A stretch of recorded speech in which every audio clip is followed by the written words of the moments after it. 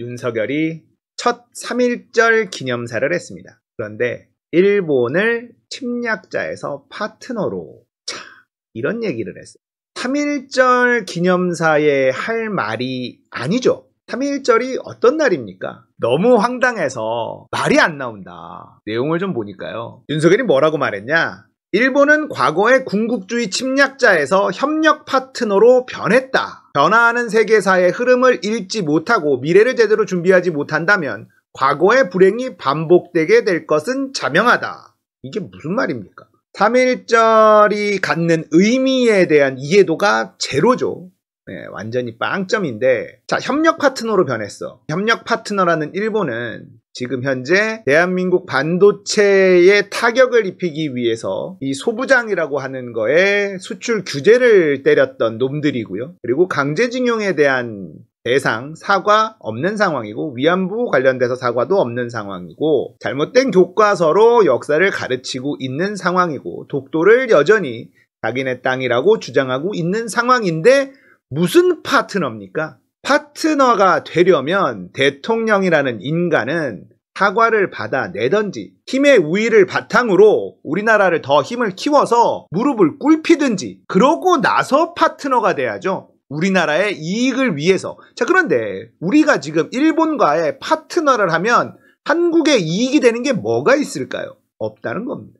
없어요. 사실상 없습니다. 알려주시길 바랍니다. 뭐가 있는지. 일본 경제가 예전 같지 않고 일본은 지금 철저히 갈라파고스, 내수로만 먹고 살고 그 기술이 강하다는 첨단 기술의 어떤 일본의 이미지는 이미 회색돼 버렸죠. 우리나라보다 스마트폰도 못 만들고 자동차도 전기차 쪽은 우리나라보다 못 만들고 없어요. 반도체도 우리나라보다 못 만들고 배터리도 우리나라보다 못 만듭니다. 첨단 기술 쪽에서는 우리가 일본을 앞질러 가고 있죠. 물론 기초기술, 기초과학 부분에 워낙에 탄탄하기는 해요. 여전히 일본과의 무역, 대일 무역 수지는 우리나라가 적자죠. 왜냐하면 일본의 부품들, 소재들 이게 워낙에 품질이 좋고 가까우니까 일본만 잘 만드는 건 아니지만 가까우니까 리스크가 좀 덜하죠. 그래서 일본 부품들을 많이 수입해서 우리가 완성품을 만들어요. 근데 그 완성품은 우리가 더 잘 만들죠. 일본하고 우리가 파트너가 돼야 될 이유가 딱히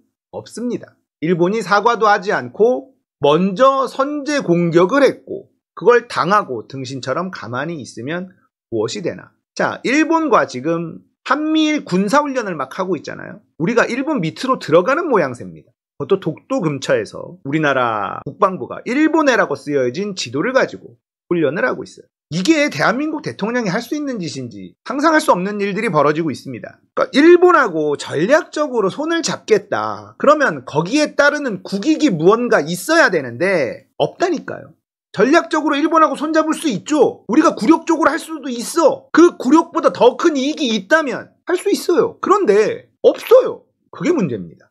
이런 상황에서 일본을 협력 파트너다 이렇게 이야기하고 있습니다. 거기다가 충격적인 게 무슨 말을 했느냐. 지금의 세계적 복합 위기, 북핵 위협을 비롯한 엄혹한 안보 상황, 그리고 우리 사회의 분절과 양극화의 위기를 어떻게 타개해 나갈 것인지 생각해봐야 한다. 3.1절, 3.1운동 이후 104년이 지난 오늘 우리는 세계사의 변화에 제대로 준비하지 못해 국권을 상실하고 고통받았던 우리의 과거를 되돌아봐야 한다. 자, 이게 무슨 말입니까?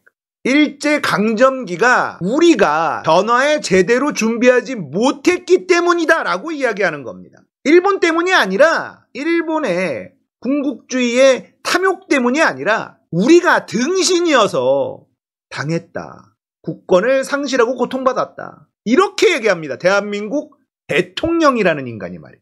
우리가 변화하는 세계사의 흐름을 읽지 못하고 미래를 제대로 준비하지 못한다면 과거의 불행이 반복되게 될 것은 자명하다. 이게 미치지 않고서 이런 말을 할 수가 있습니까? 자, 이러면서 한미일 3국 협력을 강조했어요. 보편적 가치를 공유하는 국가들과 연대하고 협력해서 세계 시민의 자유 확대와 세계 공동의 번영에 기여해야 한다. 자, 일본하고 손잡으면 세계 시민의 자유 확대가 뭐가 됩니까? 공동 번영이 뭐가 됩니까? 되는 게 없잖아. 오로지 미국의 입맛에 맞춰서, 일본의 입맛에 맞춰서 우리는 춤추라면 춤을 추고 꿇으라면 꿇고 그러는 동안에 우리의 이익은 아무것도 없는 상황. 이러고 있는 거예요. 이게 지금 대한민국의 대통령 입에서 나온 말이고요. 지금 보면 보편적 가치를 공유하는 국가라고 했는데 일본이 우리가 무슨 보편적 가치를 공유하고 있습니까? 그게 뭔지 설명할 수 있나요? 설명하지 못해요. 무슨 보편적 가치입니까? 미국하고 친하다는 것 말고는 일본하고 우리는 보편적 가치를 공유하고 있지 않습니다. 그냥 미국하고 친하면 그게 우리 편이라는 거예요. 그러니까 이란이 적이다라는 말이 그런 마인드에서 나오는 겁니다. 미국하고 이란하고 지금 사이가 나쁘니까 이란도 우리의 적이다. 자, 미팔군에서 오늘 올린 포스터 같은 거예요. 아니 어떻게 미군만 못합니까? 대한민국 대통령이라는 인간이. 어떻게 3.1절 기념사에 우리가 못나서 일본한테 침략을 당했고 그래서 국권을 상실한 거야. 앞으로도 이런 일이 벌어지지 말라는 법이 없어. 일본은 침략자가 아니라 파트너야. 이런 말을 하는 대통령이 있다는 게 놀랍고 이런 말을 해도 국민들이 화내지 않는 게 더 놀랍습니다. 언론이 가만히 있는 것도 놀랍고요.